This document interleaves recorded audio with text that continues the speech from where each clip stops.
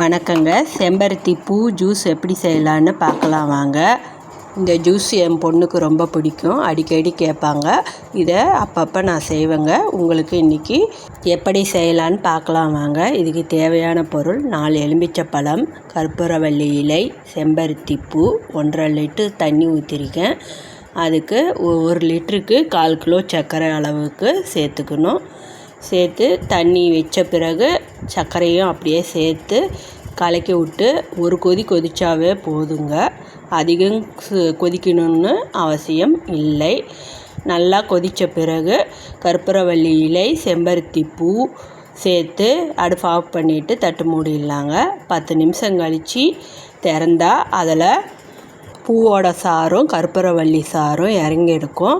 அந்த பூவையும் அந்த இலையையும் எடுத்த பிறகு எலுமிச்சைப்பழ சாறு பிழிஞ்சு வச்சதை அதில் சேர்த்து கலக்கி நல்லா ஆற விட்டு வடிகட்டி எடுத்துக்கலாங்க. இது அப்பப்போ எல்லாருமே குடிக்கலாம்.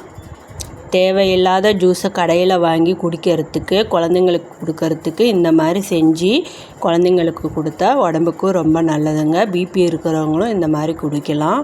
இதில் 3/4 கிளாஸ் ஜூஸ் ஊற்றி 1/4 கிளாஸ் தண்ணி ஊற்றி மிக்ஸ் பண்ணி குடிக்கலாங்க. ஃப்ரிட்ஜில் வச்சு 1 மாதம் ஆனாலும் குடிக்கலாம், நல்லாயிருக்கும்.